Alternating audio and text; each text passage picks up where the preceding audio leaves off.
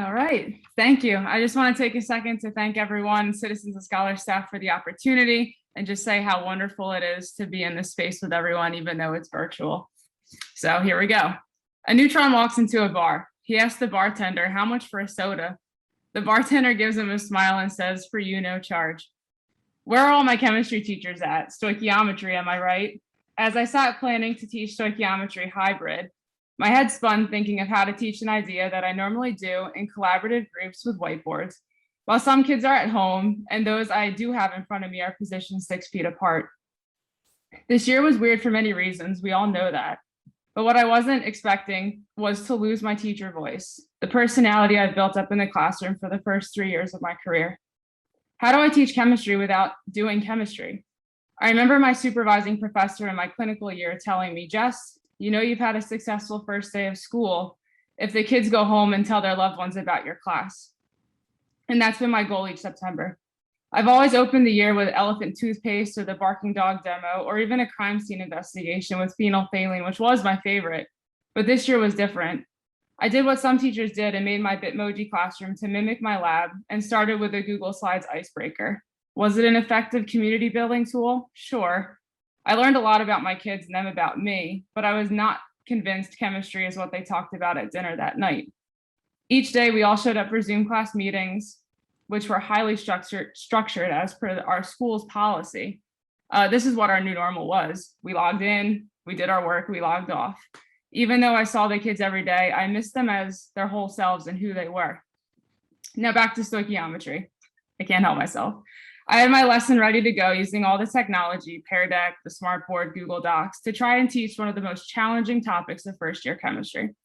I watched their faces as I modeled and talked about Avogadro's number, and it just wasn't going well. I can admit that it wasn't.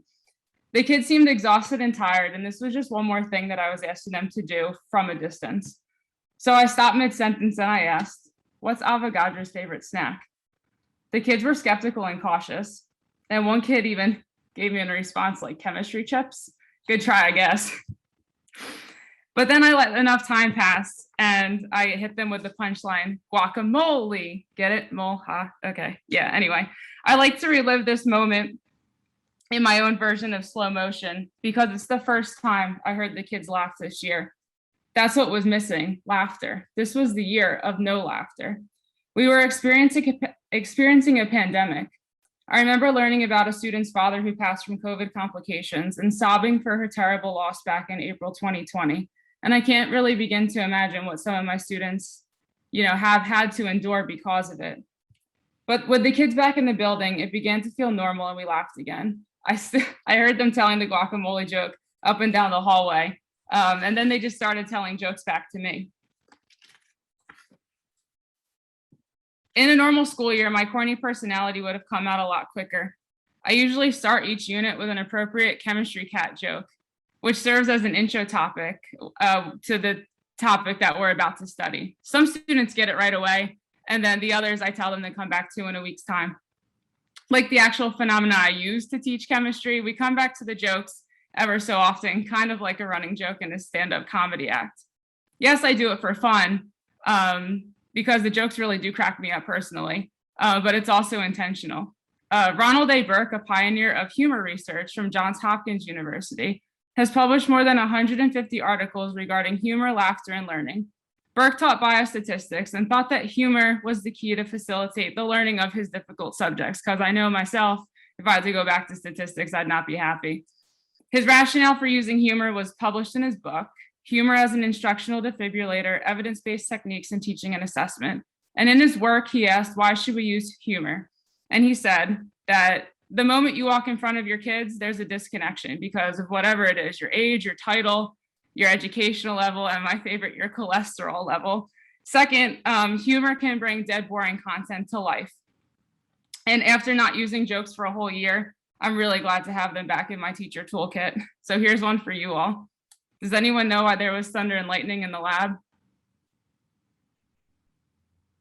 It's because the scientists were brainstorming. All right, anyway. So in April, there was a school-wide push to increase community among the students that were attending school in person.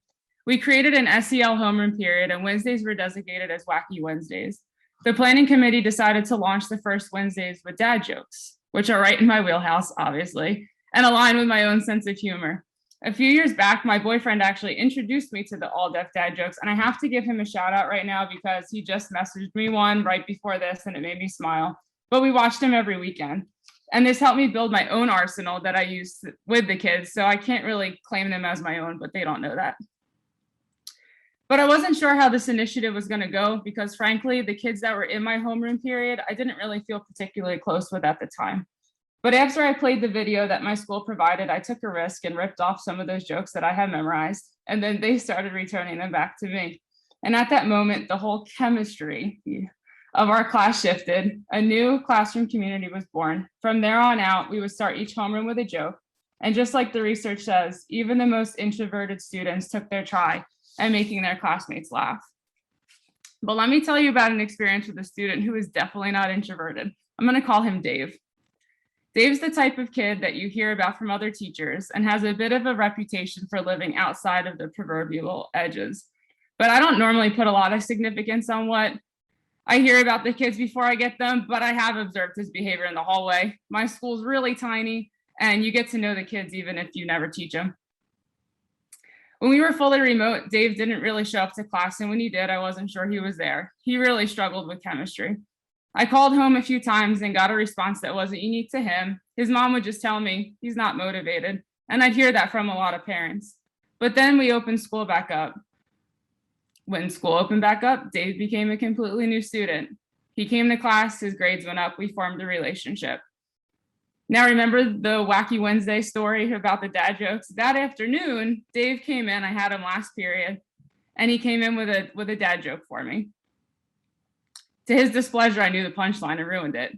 And then he gave me another one, and I got it again. I found his source, he found mine. This happened for about a week until Dave didn't show up to class. Then I got that dreadful email that Dave had been suspended for 3 days. 3 days, I thought, there goes the momentum I was building with him, not only personally, but academically, because I knew he wasn't going to zoom into class. But then on the 4th day, he returned, and he didn't tell a joke as he walked in. So there it goes. I was defeated. What had built up is no longer there. But then the bell rang, and he sat there. I was like, what's up? He goes, Miss C, I wrote my own dad joke. Want to hear it? I bet you won't get this one. He said, ready? What did the vegetable get when he went bowling? A spare, I guess. Asparagus, really? Asparagus? There it was. We laughed for 3 minutes straight, and then he waltzed out the classroom. While this talks about using humor appropriately as a tool to deliver instruction, it's also about forming authentic bonds with students as they grow right before your eyes. But then they return the favor right back at you. So when I was asked to give this talk, dad jokes is not what popped into my head. What popped into my head was using coaching strategies in the classroom. I teach 2 seasons, and I was a coach before I was a teacher this year because we were allowed to play around with the kids outside. And it would have been fine and well, and I would have had fun writing it. But then on the last day of school, one of my students rendered me speechless. And as some of you who know me know, I'm not normally speechless. The valedictorian of the class of 2021 came into my classroom to bid his farewell, and he handed me a card. Now I was just expecting the card to be kind of yearbook-like with some memories. But what I found inside was truly breathtaking.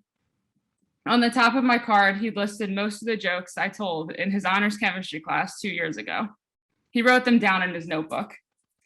I'll cherish this for the rest of my career and my life. So let me share it and see if I can get this to work. So on the top, those are either jokes that I had on the board or that I said off the cuff.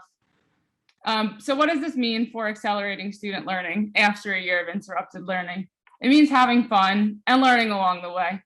I'll not forget who I am as a teacher, mentor, and coach ever again. And you better believe that the kids will talk about chemistry on the first day of school this year. And for the sake of this talk, I would tell one more chemistry joke, but all the good ones are gone. Maybe I should think of a new one. Thanks for listening.